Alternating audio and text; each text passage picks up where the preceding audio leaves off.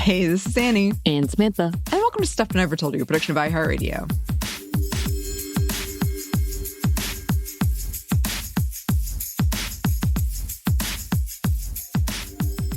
And for today's classic, we are bringing back part one of a two-parter that we did. It was an unexpected two-parter, which happens often, with Bridget about Hugh Hefner. And I felt that this was important to bring back after our recent Sex and the City happy hour that featured Hugh Hefner. And how his reputation has changed over the years. And it was a big conversation, and that's why it became a two-parter. So please enjoy part one of this classic episode.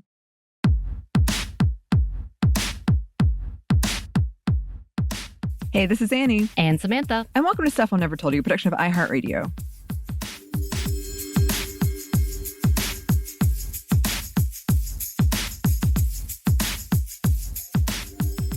And today we have a very special episode.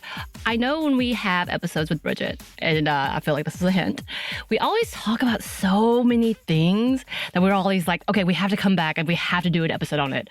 Well, today we are keeping our word, and we have actually brought back our fabulous friend. I feel like she's an expert of all things like pop culture. I'm going to put that out there as part of your title, Bridget. I'll take that. And we are actually coming on a subject that we were like, yes, we need to talk about it. So first and foremost, welcome, Bridget. Thank you. I'm so excited to be back. And this was like, the last time I was chatting with you two, we were like, oh, we should talk about this. And yes. I'm happy that we are actually doing it. I'm happy that it's actually, here it is. It's happening. We're doing it. It was too big. We could not do this. And what we are talking about, we're talking about the infamy and overall impact of the legend, we can't deny this, of Hugh Hefner. So before we start, we're going to put this at the very top. Content warning, trigger warning, so many warnings. And I don't even know if I'm going to put all of the things that should be tagged in here. So maybe we'll have to come back, but just be aware. We're going to talk about rape. We're talking about exploitation, death, suicide, murder, grooming, drug use, trafficking, and even human trafficking. So I think there's a lot of big conversations to be had, just, adult topics. So if you're listening to this and you're like, oh, this is a great listen on a commute while I'm going to pick up my kids, and you have your kids in the car, I would probably pause. I would definitely pause. Because it's going to be explicit. I do think the lessons that have been left in the aftermath of Hugh Hefner and what he has done should be talked about for generations of many marginalized people. I think it's a big thing. And whether you want to call it a warning label, essentially, like you want to warn others about practices like this, or whether you want to talk about it as a historical context of how it really influenced us, this is a conversation to be had. So Bridget and I have two different perspectives. Right? I think we just talked about this earlier. Yeah. I mean, I agree that this is not the episode to be in your car with the kids. But what's funny is that, so preparing for this episode was honestly almost like a cathartic, emotional, personal experience, because I don't know about y'all, but I watched the show Girls Next Door on E! About what's going on in the Playboy Mansion when I was in like junior high school. And so what's interesting to me is that show took great pains to make the Playboy lifestyle look kind of like wholesome and squeaky clean and fun for the whole family. So I don't think I was the only junior high or high school girl watching that show as a youth. But now the conversation really kind of looking back and being like, well, what was going on in that house? That conversation is very mature and adult and has very mature themes. But it's so interesting how it was framed as wholesome and squeaky clean then, and now the actual reality is like, oh no, this was not wholesome, nor it could not have been less squeaky clean.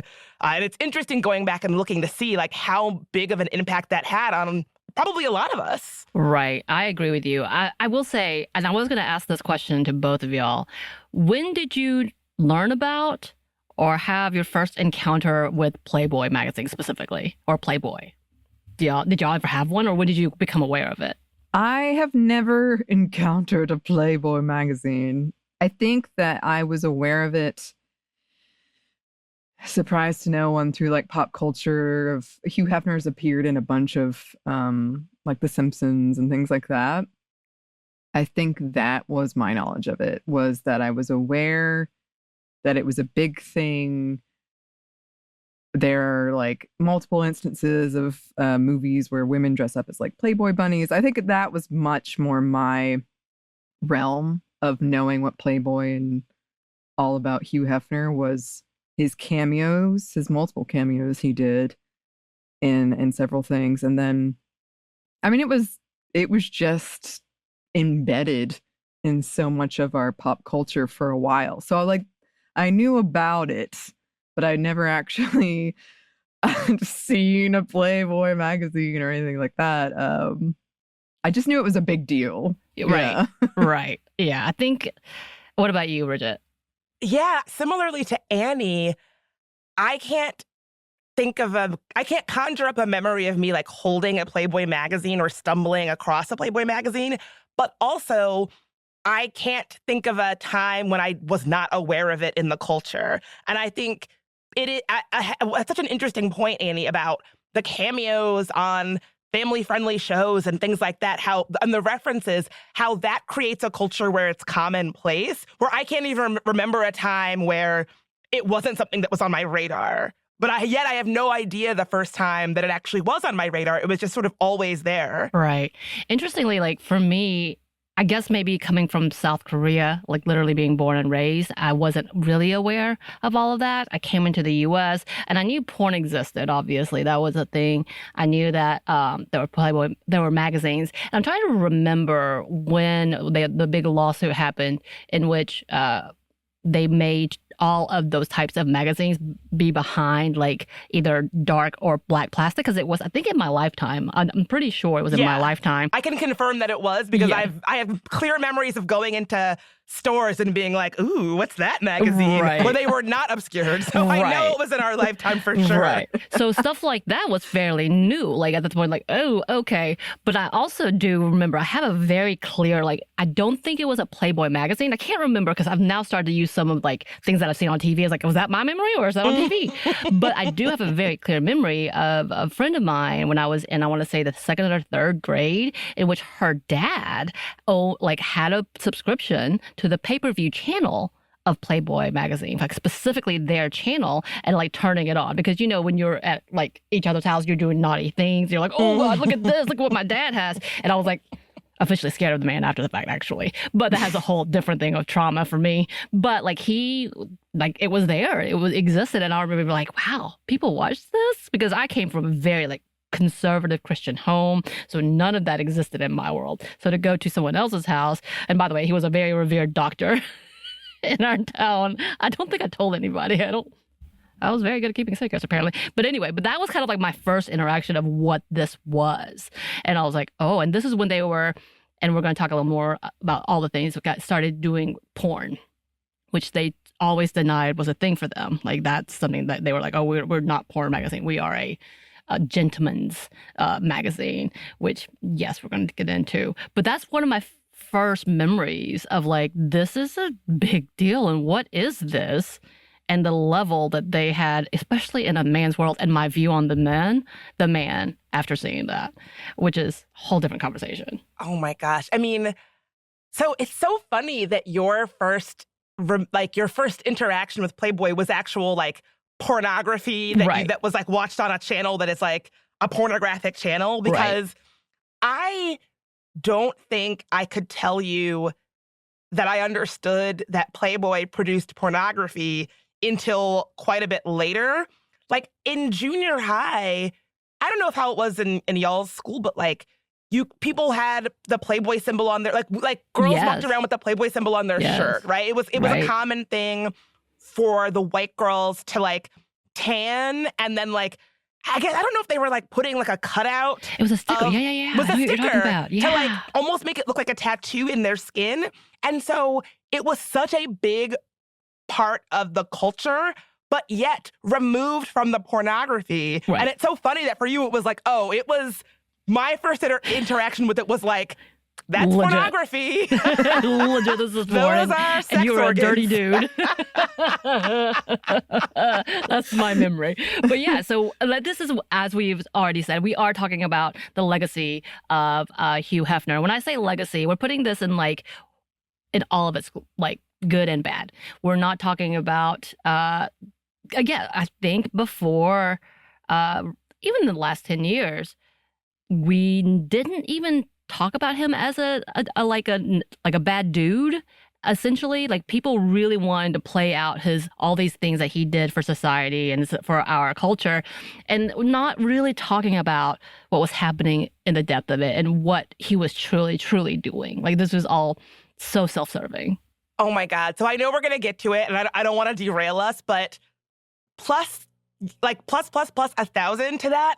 And the thing that I want to, like, my opinion on the topic is, I think that is very much with intention. Mm-hmm. I think that, that's one of the reasons why I'm obsessed with reading the memoirs and listening to podcasts of the women who were part of this orbit is, I think, from the free speech crusades and racial justice crusades and talking about sexual liberation and feminism to the public PR culture image of, like, oh, I'm a nice grandpa in a robe and this is all very squeaky clean and, like, it's all wholesome. I think all of that was manufactured with intention for us, the public, to not think about Hugh Hefner and his legacy in a way that is, frankly, realistic to what it actually looked like. I think that, and so I don't want to make it seem like he didn't do these things for free speech and racial equality. But when people are talking about, like, oh, his complicated legacy, I even think that doesn't get at what we're actually talking about, which is using the dark arts of PR to obscure wrongdoing, some of which is criminal, you know? Right. And I think we have to put this, I was saying earlier that Bridget and I have kind of a two different perspectives because she has done the intellectual thing and read all the things, while I went down the, like, true crime level of watching The Secrets of Playboy or Secrets of the Mansion on A&E. None of this is a sponsor, because I was like, all right, I'm not going to read books, but I'll watch this. But the amount of shock that I had watching this and really, like, having to cleanse my soul after the fact of, like, oh, everything's the worst. So with all of that, he has never been convicted of anything. So we need to go ahead and put this here. When we're talking about this, we have to say that all of this is alleged because nothing has been proved in the court or any way, like, outside of these people's experiences. So we are doing that. But you also know here that we believe women in the story.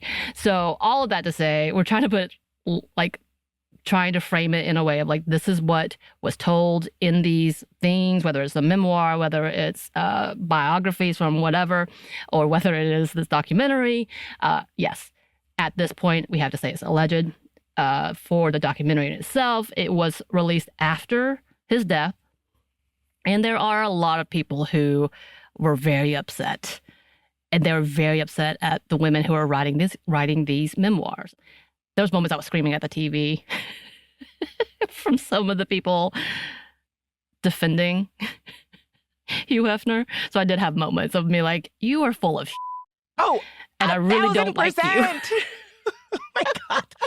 So, like, can we get in? So, like, that is a thing that I, both from the memoirs and from what I've watched of the doc, like, how many people, many of whom were, like, on the dole or involved in some way, are like, how dare these women try to tarnish his legacy? Right. And I just want to be like, you would say that. You were being paid. You were part of this. Like, you would say that. Right.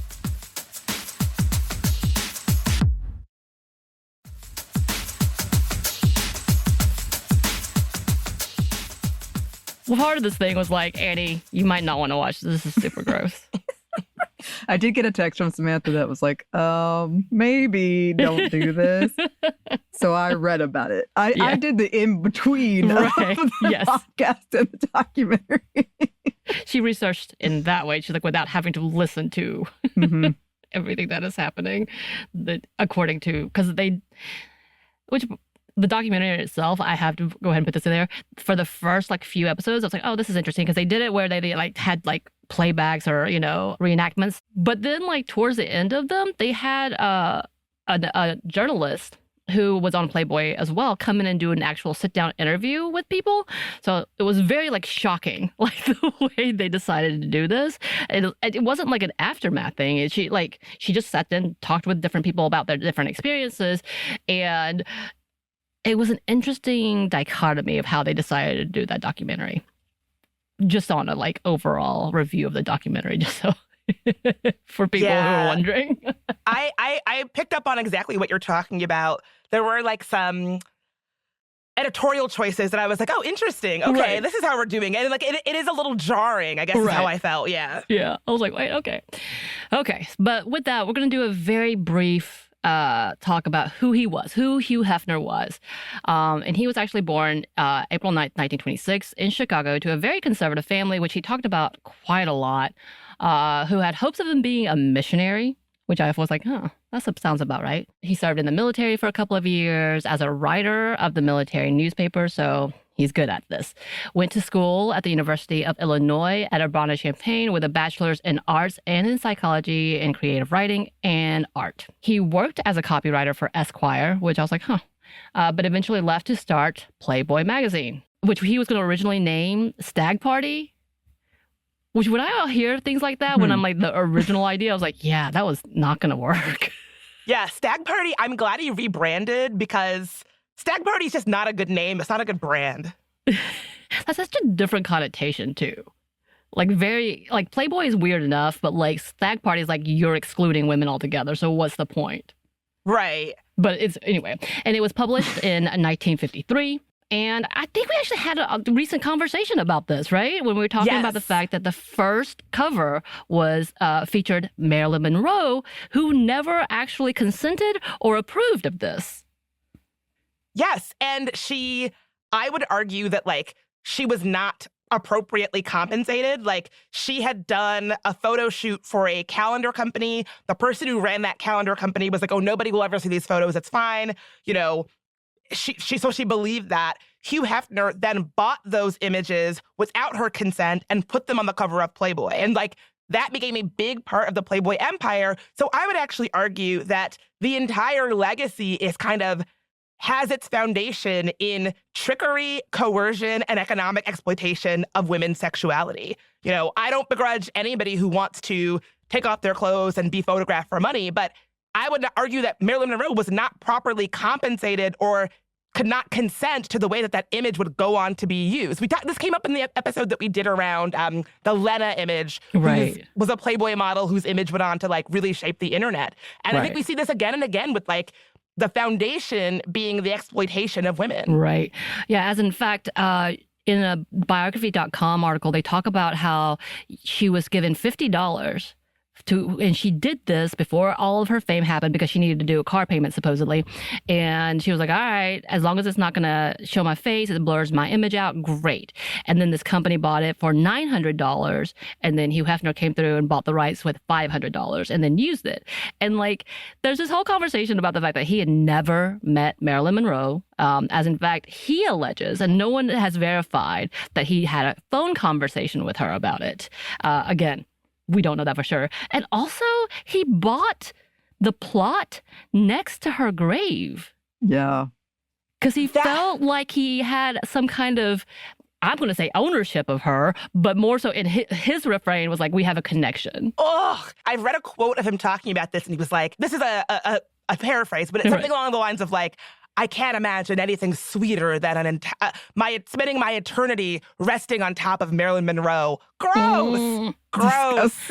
I will say I did not look into the fact. Do we know, did he actually do this? Yes. The plot thing is real. Yeah, that's been verified. No, I mean, he's actually buried there. Yes. Oh, poor Marilyn Monroe. She's been so taken advantage of, even after death. Come on. Even in death. Leave Norma Jean alone. Anyway, okay.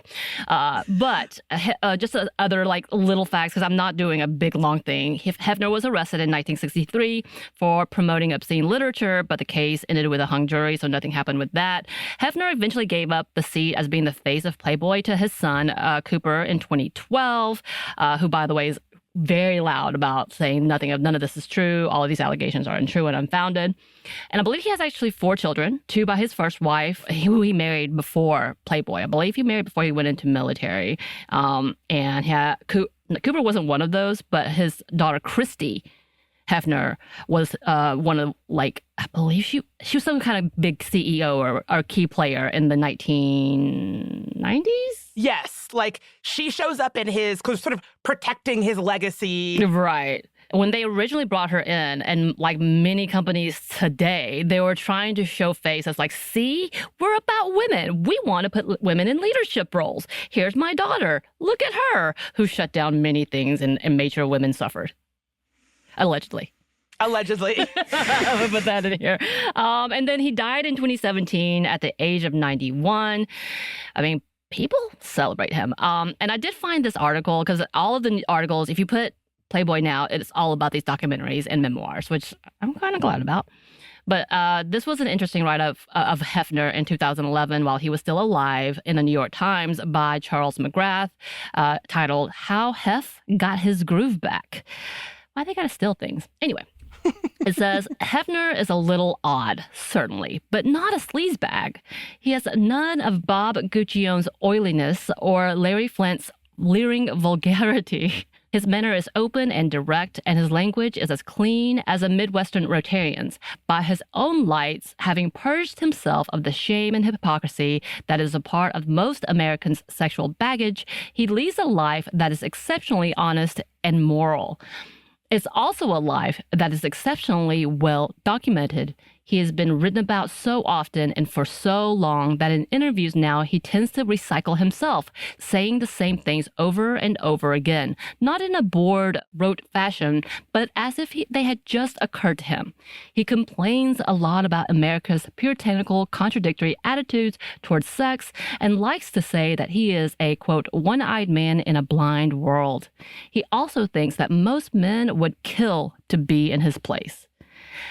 I feel like the only true line to that is that last line. I don't even think that's true. Because when you read some of these memoirs, it's like, it actually doesn't sound that great for anybody who was in that mansion.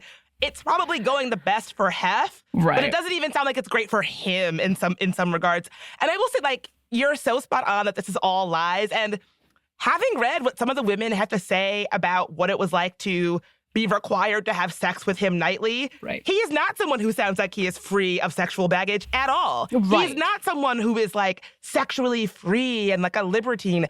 If you read these accounts of what it was like to have sex with him and be required to do so regularly for your room and board, he sounds like somebody who had quite a few sexual hangups that were playing out in the bedroom. So even that's not true. Even this very carefully manufactured persona of how he was as a lover or as a sexual person is a house of lies. Right. In that article, they do say, because he talks, this is in the era of the Girls Next Door, and how it really did do a lot. Because I'm with you, Bridget, when you were talking about earlier, I watched this thinking that it was a cute show. It was like, oh, this is like the Real Housewife of so-and-so, like in this time frame, and really set up these 3 playful girls who all like had different characters to play. And then him in the background as just being that wise old man taking care of his girls. Literally, like that's what it seemed. And they all made sure that it felt like they were all immature and doing things, and he was keeping them in line, or at least keeping them safe. Right. But he talks about the fact that what did these girls get out of it? And he says a mentor at one point, a friend, and then just a key to success. So again, but that, of course, plays it back down to the women. First of all, a mentor, that's so deeply insulting. When you read the way that the women describe their own experiences, that's just not true. You know, keys to success, I guess, is when I was like kind of preparing and thinking about this episode, that's something that I'm really grappling with, and I don't have the answer there. Of like, a lot of these women, their association with Playboy is what gave them public attention and public profiles and platforms. So the question is like, is that success? Is that a successful life? Is that a full life? If these women are happy, more power to them, that's great. But then you read these memoirs And many of them did not sound happy. Many of them did not seem to be happy with what was going on. And the thread that runs from all of the memoirs that I have read is like, I didn't feel like I had a lot of other options. I needed a place to live. I needed money, whatever. And like, I think it comes down to like, what is success as defined by our culture and defined by each and every one of us? Like, I don't know where I sort of stand about like whether or not this was something that was actually good for these women. Right. Yeah. And I think that's something I grapple with a lot too is, for one, that he was not a mentor. I just refuse to believe that. But it's like, I've seen this happen where it's a man who will be like, I can get you to the top, kid, like making you all these promises. Like you will find success with me, and feeling like, okay, this is what I have to do to get success, and just the systemic issues with that. But I also think, like, we've been talking about this a lot. We just did an episode about Bumble and what their ad campaign, that was a mess. The Bumble Fumble? The Bumble Fumble. Yes. And I feel there is this thing that is more nuanced than people are trying to make it, where it's like, oh, you're sexually empowered, you want to do this, right? But it's still men like manipulating women into doing this like thing. And if that's what you want to do, more power to you. But I feel like it's so often presented as, oh, I'm going to empower you so that men can look at you. Yeah. Totally. Right. There's a lot of questions of ethics. Yeah. When I was looking into all of the different things that people say is part of Hugh Hefner's legacy around things like equality and racial equality, like, it's like, oh, he had the first trans playmate in his magazine. He had the first Black playmate, and then a Black woman who was photographed on the cover of Playboy with an afro. And I understand why people are talking about this in the frame of equality. Like, when Hefner died, Caroline Tulakasi said that, she was the first transgender woman in the magazine. And she tweeted, "R.I.P. Hugh Hefner, thank you for allowing me to share my story and for your support and platform that helped my campaign for trans rights and visibility." So I get that, but it makes me a bit sad that the equality that we're talking about is having underrepresented people being served up to be sexually consumed in this way, and that part and parcel of that with Playboy has always been giving the women less economically, right? Like, even that first story that you shared, Sam, about Marilyn Monroe, the person who got the least amount of money in that exchange was Marilyn Monroe. Everybody else was getting more money for her body. And so, yeah, it is complicated in that, is that really equality, Right. And in the Marilyn Monroe, in that article, the biography.com, she talks about the fact that they've made millions of dollars off of me and I've not seen a cent. Like, she literally talks about the fact that she knows how much money that they have made off of this, and how he really did advertise me, like, first time news that people have talked about, never seen. Like, he made sure to blow this up in a way that it was going to sell and launch him into being a millionaire. But I find it interesting that when we come back, because at the end, I do want to have this conversation, because Playboy, Hugh Hefner, touts this whole ideal of allowing women to be a part of these conversations and being whatever they want to be through this access. And it's all about sexual liberation. And for women as well, we want to give you the freedom to choose and enjoy sex and say that you like sex. But when it comes down to that being the fact that women have to pay in order to be able to say that, but they're not able to say that because they can't say no. Like, there's so many conversations to that. And at what point, in what platform, is there a possibility, is there a true way that women can be sexually liberated, where they have all of the power to have the consent that they deserve and to be able to profit off it if they want to? Like, do they have equality in a field that has been abused and used to abuse women for so long? Like, there's so much like depth to that, because they're like, we want it to be, and Playboy made money off of that idea. Right. So where do we get that? And I would argue, like, that is a great question and a great conversation to have, but I can't look at the legacy of Playboy and say that they were actually offering women that in a meaningful way, right? No. Like, just let's look at some of the things that we know about what went on in the mansion, Right. selling pictures of women that were taken without their consent. In all the memoirs, the women talk about how they did not know, but there was cameras in Hugh Hefner's bedroom. And so in these required nightly orgies, they didn't know that they were being filmed. And if your whole platform is around sexual freedom, sexual liberation, that can't happen if there's also coercion and a lack of informed consent. Those things cannot coexist. And so if you are not getting consent from women and women are being coerced into things that they don't know that they're doing and certainly are consenting to, there is no sexual liberation. You're selling a lie. And so I'm not going to say that there is not a model where women can truly have like meaningful sexual liberation that also does not involve like coercion or exploitation or something. I'm not going to say that, but I can certainly look at this model and say this wasn't it, Right. Absolutely. Absolutely. In fact, we're going to talk about the fact that, yes, overall, Hugh Hefner's legacy is a roller coaster and it's doing a steady decline. And I think we're all here for that. From an NPR article by Scott Simon, he writes, Hugh Hefner saw the sexual revolution as a companion to the movements of civil rights and free speech, but this leading figure of the sexual revolution couldn't see the feminist revolution. Hef went from being acclaimed an icon of cool to being denounced an oppressive pig. And he also goes on to say that Hefner's reputation for many of the women in Chicago was actually pretty good for some. He says, when I was growing up in Chicago, the formidable women who were my mother's friends considered Playboy a good place to work for a single woman. Women at the Playboy Club were well paid, got chauffeured home in cabs, and customers, stars, politicians, even it was rumored spoiled by Middle Eastern princes, were thrown out if they weren't gentlemen. My auntie Abba trained Playboy bunnies. When Gloria Steinem and others said the bunny costume, which wrenched a woman's bodice upwards so her chest resembled ice cream scoops, or Exhibit A in the way Hugh Hefner made women into idealized sex objects, my auntie Abba sniffed and said, well, they wear some pretty ridiculous costumes at the Metropolitan Opera too. So it was interesting. And he is not in favor. Like, he's not talking highly. He's just talking about what he had experienced as a child in Chicago who had connections. And you know what? I will say from the documentary, it starts off that way in this conversation.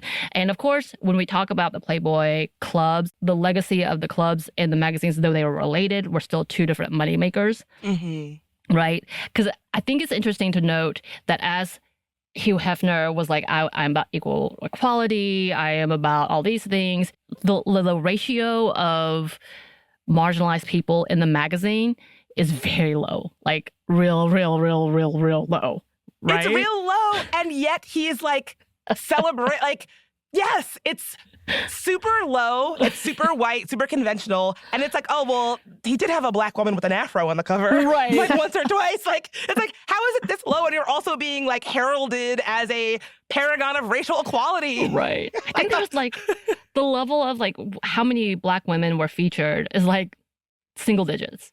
And one of them happened to be LaToya Jackson, who was there as a celebrity, essentially. And the way he showed, I think, some of his diversity is hiring them at clubs, is what it sounds like. So they weren't necessarily featured on the magazine. You weren't good enough for that, but you're good enough to make me money this way. Oh, yes. That is a tension that still existed and still ran as an undercurrent through a lot of the memoirs that I've read of, like, parts of the Playboy enterprise are these coveted things, like getting a cover, being a playmate. And so it's like, oh, I'm good enough to, like, be at your trashy parties and like make you money in some ways, but in other ways I'm not good enough. Like that dynamic is very much an undercurrent of the Playboy, the Playboy that we were watching like in the Girls Next Door era too. And we're going to kind of talk about a little bit of what his legacies are and what these contain. And one of the big things that people will always spout is about free speech. Oh, yes. So the free speech thing definitely is a kind of a part of his legacy. And as you mentioned, Sam, like part of it is because as a person who makes and distributes pornography, he had to defend his own work and his own, business from censorship and like government censorship and all of that. Him and his ex-wife established the Hugh M. Hefner First Amendment Award, which is still given out today. Right. It which I find like very funny. It started in 1979 to honor individuals who have made significant contributions in the vital effort to protect and enhance First Amendment rights for Americans. According to the BBC, in 1954, he won a legal battle against the United States Postal Service when the Postmaster General Arthur Summerfield refused to deliver copies of Playboy on the grounds that it was obscene. Hefner told the court, "We don't think Postmaster Summerfield has any business editing magazines. We think he should stick to delivering the mail." And Playboy actually won that case. Right. And didn't he had again, we talked about the fact that the Meese Act, which happened, and one of the big whistleblowers is one of the people in the documentary. And she was a higher up. She was an original Playboy bunny. She was on the centerfold. She was the first Latina Playboy bunny to be featured, and then she just like went up the ranks in the corporation, really thinking she was going to be doing something. Like, she was so excited that she was a part of something that she can really work for women's rights. But at one point, she finally had enough after so much abuse. I believe the murder of one of the Playboy Playmates of the Year, I believe. She kind of just had enough, and she couldn't figure out how to help the bunnies, as you said, or the models. And so she came out as a whistleblower, testifying in front of the court about the acts that were happening under the Playboy executives, and that Hugh Hefner was very aware. And this included things that didn't necessarily happen in the mansion, but happened under their watch, whether it was at these clubs or whether it was at these, like, they had like lodges, which I was like, oh, I didn't know that existed. Or they had like incidents where they were sending models out and it wasn't actually for a modeling job. It's literally trafficking them out. Totally.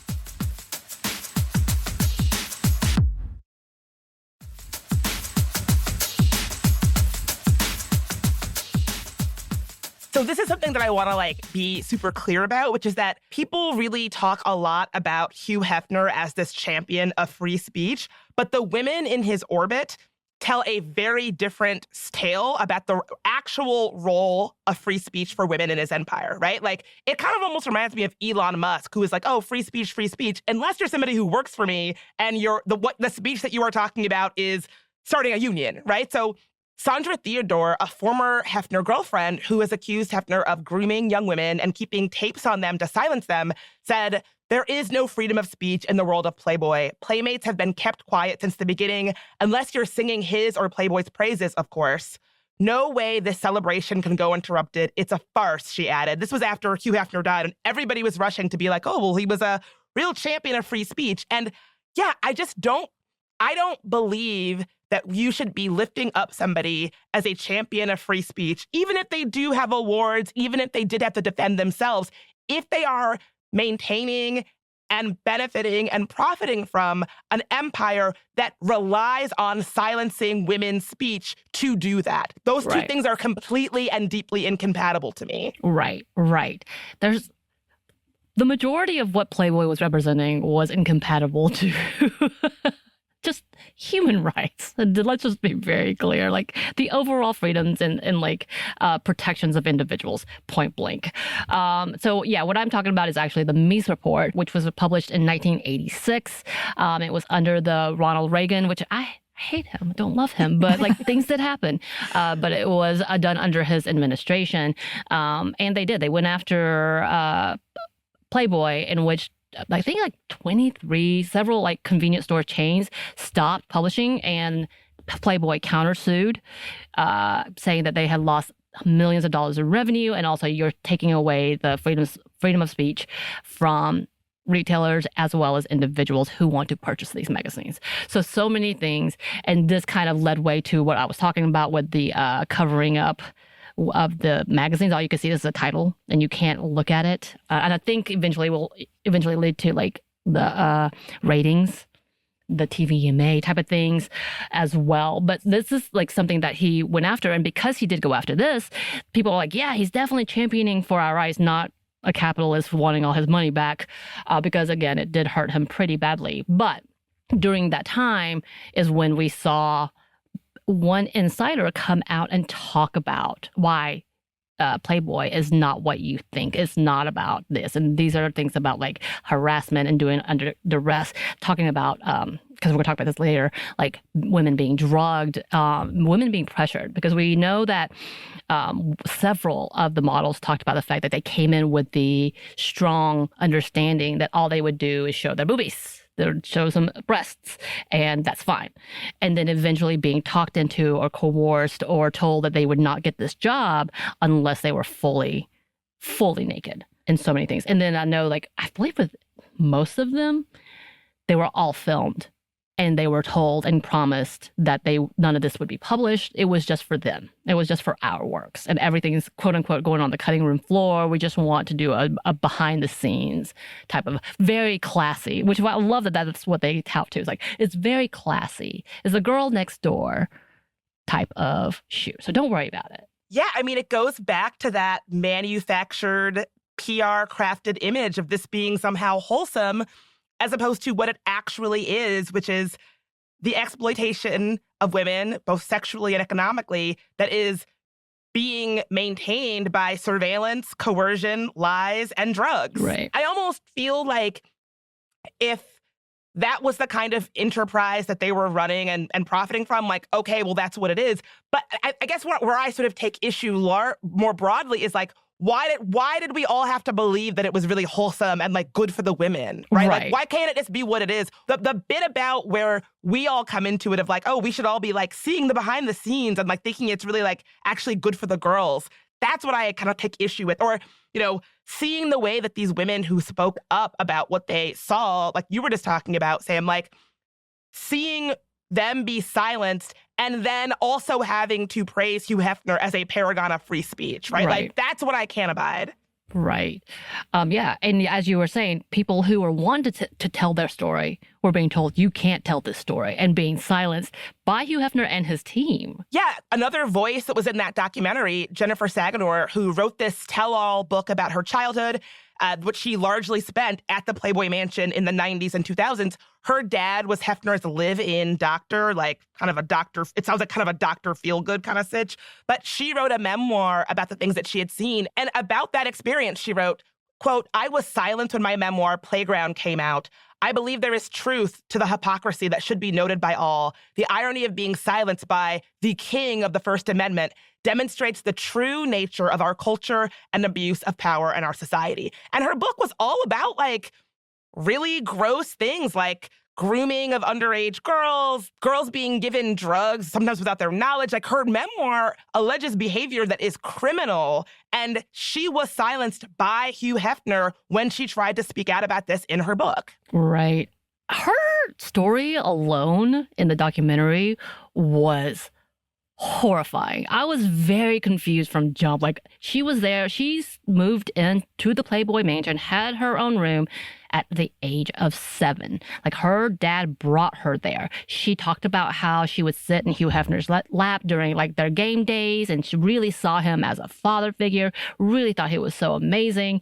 And then at the age of 15, she realized she was kind of infatuated with one of the playmates who happened to be Hugh Hefner's girlfriend at the time. And they started having a relationship. And by the way, this woman was an adult. I believe she was 20, 21. Yes, she was also groomed into that. But they started a sexual relationship. And in that, she alleges that Hugh Hefner tried to get the girlfriend, brought her into his bedroom, and then they started playing about. I apologize. And the girlfriend started crying and ran out. And he allegedly said to her, well, I guess this is not happening now. I can't do this while she's crying. So he was ready to have a sexual relationship. And this was when she was at the age of 17 with someone she considered him being a father figure and his best friend's daughter. Yeah, there is a lot of blurring, like you were saying earlier that like, oh, what do these girls get out of it? Oh, well, a mentor figure. And it's like, well, if you're having sex with your like, there's a lot of blurring of roles here where can you really have a mentor and be having sex with him? Should you be having sex with somebody that you said that you considered a father figure? And also, if you're like not of the age of consent, you obviously shouldn't, like, that's, you know, a different thing. But yeah, it sounds like a lot of what was going on in the house was this kind of real blurring of lines and boundaries and the line of consent and legality, and it kind of being sold back to us as like not this big of a deal, like a fun party environment, as opposed to an environment that is actually really toxic. Right. I'm sorry. It is wild. I mean, I don't want to like cast aspersions. It is wild to me that this guy moved his kid into that house. Right. It is just like, I just have to say that. Like, there's so many things that I was like, confused by this situation. And I know this was like the early like 60s, 70s, 50s. I don't know, like 60s, 70s, I think actually, that I was like, yo, why would you take part in this and you're okay with bringing your daughter in there. And then also, I don't know if her father knew that situation happened, but like that they didn't remove her from the situation. She remained there until she left, I believe.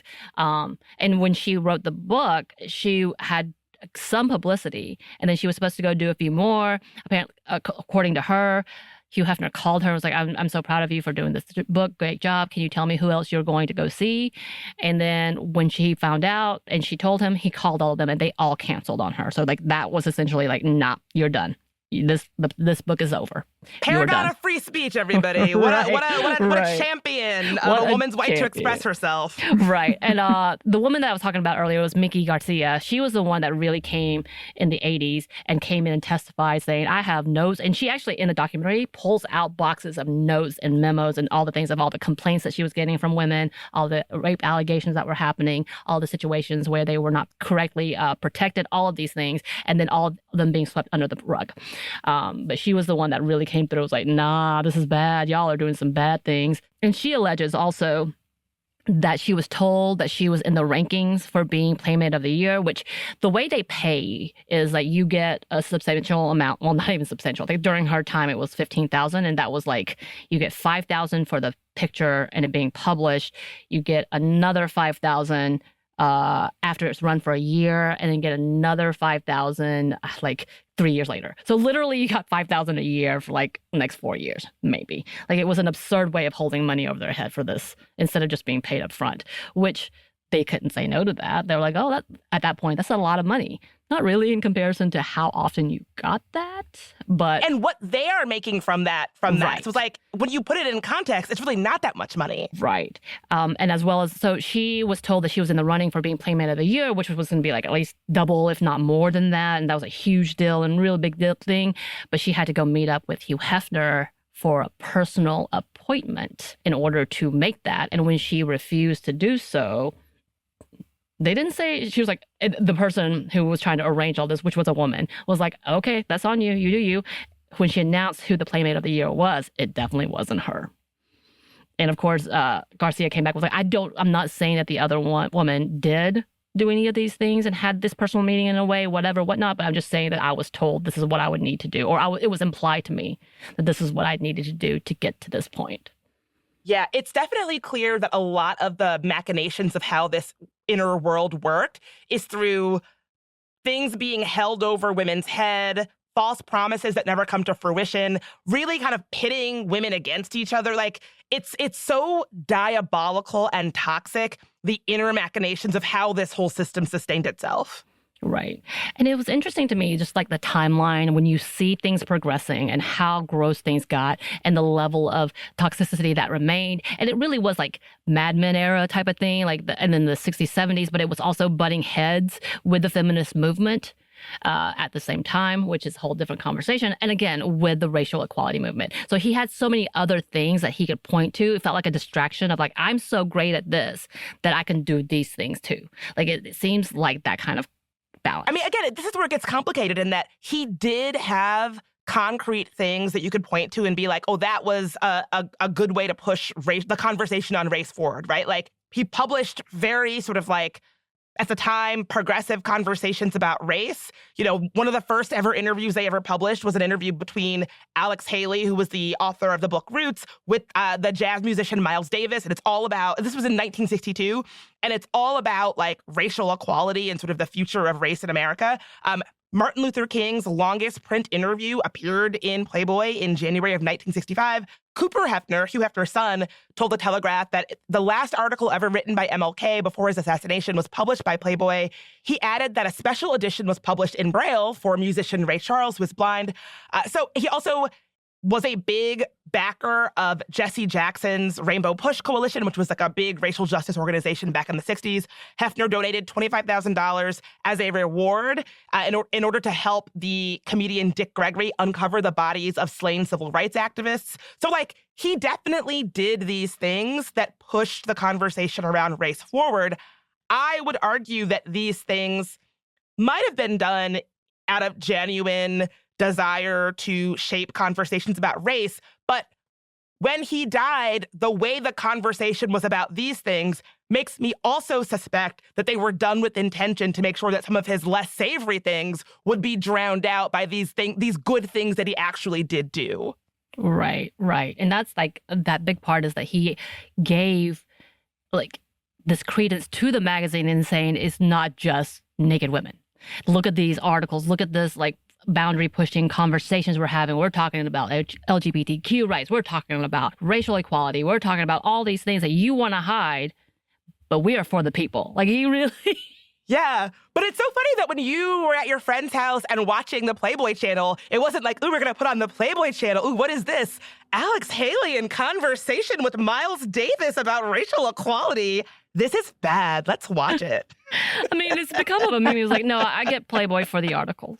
Like, that's that like joke that people have about it. Honestly, the first time I realized people, and maybe because I was out of that world, like I was very religious. And so like that was all bad anyway, because it was naked women in general, bad.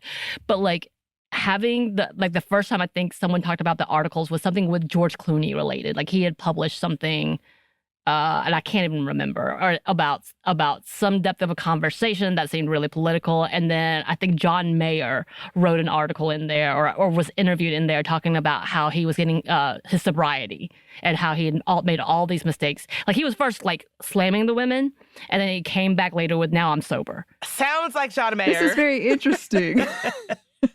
Very interesting to me that it's like, look at these women naked. The articles, from what I'm hearing, are mostly men. I don't think you're wrong.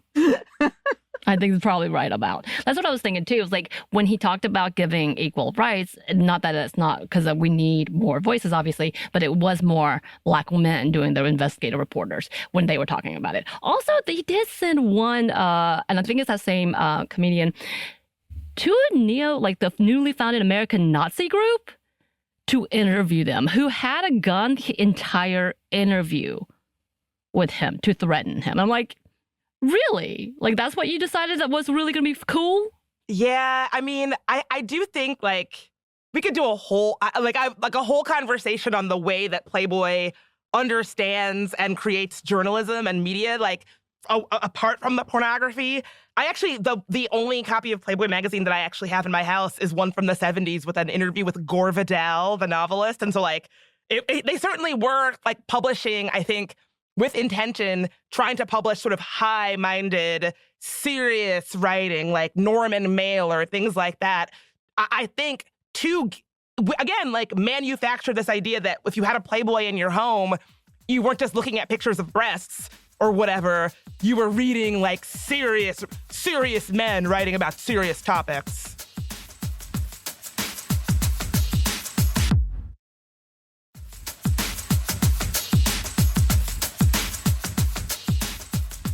And I think like when we talked about like who he was and the legend that he left behind, and we're talking about a lot of big insinuations in this. Like when we talk about any of the good things that he does, there's always a but.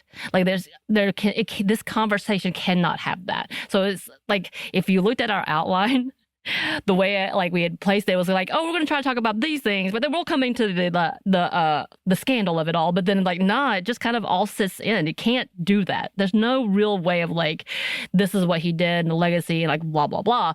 But this is the legacy and this is a part of his legacy. Like the bad is also a part of his legacy, and we have to forget it. Just because it's newly sought out, or at least women have now, or marginalized people have finally come about to talk about it, doesn't mean that it wasn't always there. You know what I mean? Like, I think this is a conversation which, again, this is a side note of the thing that I saw so much of in this documentary, the back and forth, even from the victims themselves and the survivors themselves talking about, I know I should have done all these things. I know I should have gone out. I'm smarter than this. I should have not done this. This is my fault. The many times I heard them say, this is my fault, made me want to throw up, to be honest. Like, I was just like, this is irritating, even to the point that one of the ones who was Hugh Hefner's friend and work and defends him to this day. Like, she had a group for support for Hugh Hefner on different pages and whatnot.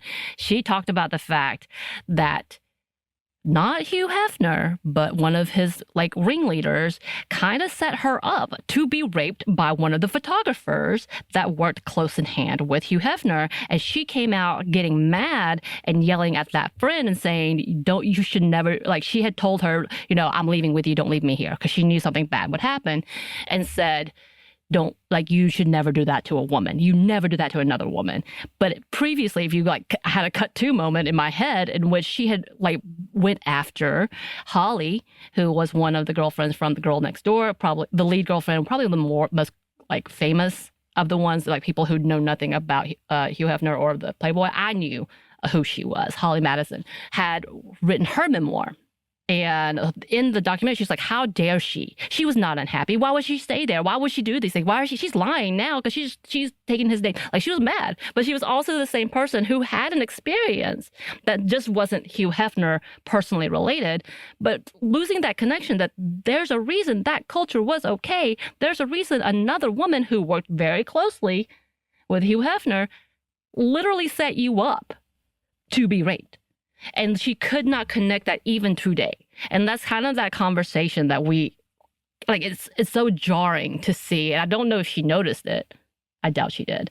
After, I don't know if she watched the entire thing, but herself, the woman that was on the documentary. But that's the level of conversations that people really, really forget that there's a connection here.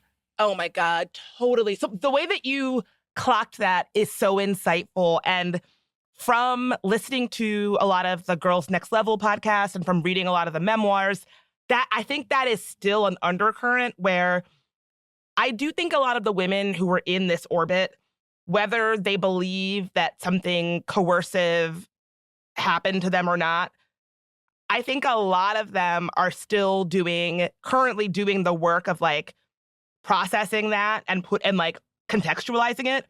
And I think that when you are steeped in this world that is really about putting women against each other, surveillance and exploitation, a lot of the women talk about everybody in their orbit is also kind of vying for their job. And so you don't know who to trust, a lot of surveillance. I think that kind of environment would be tough for anybody. And I really see the ways that even today, I'm not sure that they have truly processed what that has done to them and how that has colored their own internal understanding of what happened. Because I really see a lot of them sort of doing a lot of that work in public. And I think for anybody, that would be really tough. Right. Absolutely. That what really was the back and forth of them not being able to fully blame the perpetrator and not fully understanding the depth, the things that have gone through. Because, again, this is that same level. And I really want to highlight for conservative people, or at least those who would be very conspiratory people, this is grooming. This is trafficking. If you want to know what we are talking about and what grooming and trafficking truly looks like, this is it. Because these women have been told, and in till today, people still find Playboy as a mecca or the all final realm of being sexy and a professional. You see so many athletes coming into I can be both these things, and these are going to meld my image into this beautiful way of whatnot. Which we'll come back to the fact that it's taken a long time to get to there, and they want to credit Playboy for this level of acceptance as being a feminine woman, because that's what Playboy touts, as well as an athlete. These things as a way of opening up their image. But what we're looking at here is that young women being told, oh my God, you're so pretty. You're so beautiful. We really want to help you grow your career. We really want to help you do these things. If you want to do these test shoots, we're only going to do things that make you feel comfortable. Oh, you're uncomfortable. Here, let me give you a little bit of vodka here. It'll be good. It'll help you put to ease. We're going to get you here. Look at this picture. Isn't this beautiful of you? Oh my God. We want you to meet somebody. Meet so-and-so. And the love bombing, which one of the older playmates who she was like the star essentially of the first season, Sonia Theodore, who was one of Hef's first girlfriends in the mansion, talked about that this level of like conversation and grooming and coming into being like, oh, you're so loved, you're so adored, you're the best thing for me. And everybody talking about how she was so in love with Hef, how Hef was so in love with her. Like, again, these couple people would be like, they should have gotten married. He truly loved her. She truly loved him. And all of these things, to the point that her daughter was like mad at her mom at first for doing these types of documentaries because she didn't understand the depth of abuse because she was told by her mother that Hef really changed their life, really put them into such a better place, really loved and cared for her. But in her story, she talks about like really like loving him and really wanted to do these things for him and being there for him and experiencing these new things and getting away from her ugly past into all of a sudden being like, oh, I have to recruit other girls to be a part of this. Begging other girls to be a part of this so she didn't have to suffer alone. Like, she talks about that to the point that she also talks about like being handed over to his guy friends and her telling him, this hurts me. This dude hurts me. Don't make me do this. And he just laughing at her and moving on. Like, stuff like that. Like, this is trafficking. This is grooming. Let me show you what this is. And this is happening to what you see as the quintessential, victim, this white woman who has like, but many people went after her saying she chose this life. So like those who spout trafficking is bad, trafficking is awful, we need to stop trafficking, also doesn't believe that this is trafficking. Oh my God. So you're talking about the experience of his first girlfriend.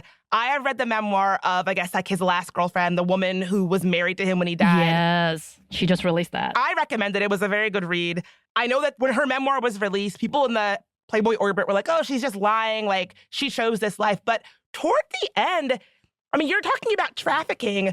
Toward the end of the book, she describes what it's like to be in the mansion, which it just sounds awful. I want to give some tidbits about it, but it just sounds awful. But when she decides, like, I don't want to do this anymore, I want to leave, the way that she has to get out, because of the way money works within the mansion, the women are given an allowance of $1,000 a week. It's this up ritual where they have to go to Hef and ask for the money. And he's like, well, I guess you've been a good girl. Here you go. And it's $1,000 cash. They're not allowed to really do work to earn money outside of Playboy. Every now and then they can do like appearances or something, but all of that really has to go through Playboy unless they do like a centerfold or an image, and then they get like a little bit of a talent fee. Side note, the women who were on Girls Next Door did not get paid. Right. Didn't get paid. The first person to bring up whether like they should be paid was Kendra, and that was after the second season. Hugh Hefner got $400,000 an episode and was barely in the show. No, and so like, the only way that these women could really make money was through Playboy. And so Crystal, when she was like, I've had enough of this, she basically started kind of like squirreling away her money and saving it up and like moving her stuff out of the house little by little. And the way that she has to get out is the way that you would have to get out of a situation that you are not really in consensually. Right. Before I read her memoir, I was like, oh, it does sound like this is coercive or whatever. She was being low-key kept against her will. When she had finally had enough, at one point she recounts that when she was like, trying to like physically leave, she had to be like, oh, I'm just going to the store to get some tampons. And then she had to like get in her car and like split. And that when they realized that she was trying to leave, Hugh Hefner was like, don't let her leave. And then it occurs to her, she's like, oh, I'm actually genuinely being held against my will a little bit. And so when you use words like trafficking, I think people think that we're using it as a euphemism, but if you are in a living situation that you can only leave via secretly hiding money away and lying about where you're going, and when you try to leave, somebody physically restrains you, you tell me what that sounds like, you know? Right. But that's the problem is like when we talk about exploitation here, and exploitation, by the way, is a nice word for this. Like, I really wish, like, and we will, I think, actually go deeper into it because, like, again, kidnapping, coercing, trafficking, those were the things that were happening. Rape, sexual assault, drugging, all of these things were happening in this era and in connection to. So I think this is the biggest thing is like part of the conversation that people want to have is that it wasn't him. He didn't know what was going on. But this dude was a control freak because the cameras everywhere. In fact, Tony Curtis, who legendary actor, part of that, didn't know and actually came in. And I don't know if he sued him. I think he did sue him to get any video that would have of him. And because he freaked out, did not realize this was happening. Like, so we know those were there. That has been accounted for. That is a fact. Every single person that worked there, every single person that went there for a long period of time knew those existed after a certain amount of time. Not at first. It finally came out and people started figuring out, oh, he's keeping tabs because it was a power play. It was a kink and a power play. And it's interesting that when we talk about the exploitation, because it can range from anything to just using photos of women to make money off of it, to, which is bad enough, to once again sending them to a remote, isolated area to a man who has asked to essentially buy them, which included Trump, by the way, and to use them, allegedly. And to the fact that women not knowing this was happening, so when they got there thinking they're going in for a modeling job, and the story with Trump was she was told that she was going to the Tropicana campaign, was going to be modeling, shows up, and she's like, oh, sitting and talking to him, having dinner with him, doing all those things, and she was like, okay, so when do I start this? And he was like, look, that's not happening. That's not a thing. You're not here for modeling. And she was like, excuse me? And she called somebody and said, I'm not doing this. And she immediately left.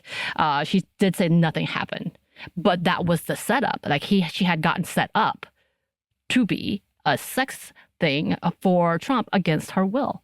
Like being coerced, like hoping that they could just scare her into it. And that happened. And we have a word for that. Someone who is being coerced against their will into doing sexual activities with somebody that they don't want to do that with, the law has a word for that. It's trafficking. Exactly. Like that's not like us being hysterical or something. Right. That's the word. And so I feel like when I think it's easy to make it seem like we're like talking about this in a way that is exaggerated, but you tell me what that sounds like. Right. Exactly. And that's exactly the conversation. It's like, y'all never really say it because I don't really think they mention trafficking in the documentary. And I'm freaking out as a social worker going, that's the epitome. This is what's happening. You have bought yourself a group of women through a promise of fame and money to do your bidding to get power or money from other beings. And they have no control or say, except they are owed this to you in their minds, in the minds of the power to be. That they owe this to you because you're trying to do these things for them, maybe. Right. If they play the game. And within the context of the women like Holly, Bridget, Kendra, Crystal, the twins, Christina and Carissa, it's a lot more explicit that this is an exchange of sex for money within the context of like the girls next door ecosystem. Like all of the girls are clear. We are expected to have nightly orgies on film with Hugh, and we are paid $1,000 a week allowance for that, and we get room and board for that. Like that is much more explicit for the women who are living in the house. And it's curious to me how people would then have trouble believing that outside of the house, for the women who were just sort of in the orbit in a peripheral way, how that kind of same dynamic would still be there. Like this is the drill. Obviously, this is the drill. The women who lived within the house say this is what happened. They had a very clear understanding of this as a kind of job where the thing that they had to do was sexual favors. Why would that not be the case for the women who were just modeling or the women who were peripherally in the Playboy orbit? Right. So I was saying that I had the names of the girlfriends, and I have to tell you that the title of the article, which is from HollywoodLife.com, puts it Hugh Hefner and the women who loved him. And I think the chunk of them were like, we didn't love him. We were just told that we would get money. Yeah. Which I'm like, why would you post it that way then? And I think they actually write that for the twins. Which, by the way, the twins were 19 years old when they were flown there. They had, they had sex before, but they never had sex together. And being with Hugh Hefner was the first time because they were living his fantasy. Ugh. So I think we're going to have to turn this into a two-parter. It's clear that we have a lot to say. Surprise, surprise, feminists have a lot to say about Hugh Hefner. So we'll come back with a part 2. But in the meantime, Bridget, where can the good listeners find you? You can find me at IHateHughHefner.org. Just kidding. You can listen to my podcast, There Are No Girls on the Internet. It's important to deconstruct all of the ways that media and technology has been used to exploit. And we do that. And so I'm thankful that you all do that too and gave me the space to really lay that bare when it comes to Playboy and Hugh Hefner. And listeners, if you would like to contact us, you can. You can email us at stephanie@momstuff@iheartmedia.com. You can find us on Twitter at momstuffpodcast or on Instagram and TikTok at Stuff I Never Told You. We're also on YouTube. We have a TeePublic store. And we have a book you can get wherever you get your books. Thanks as always to our super producer, Christina, our executive producer, Maya, and our contributor, Joey. Thank you. And thanks to you for listening. Stuff I Never Told You is a production of iHeartRadio. For more podcasts from iHeartRadio, you can check out the iHeartRadio app, Apple Podcasts, or wherever you listen to your favorite shows.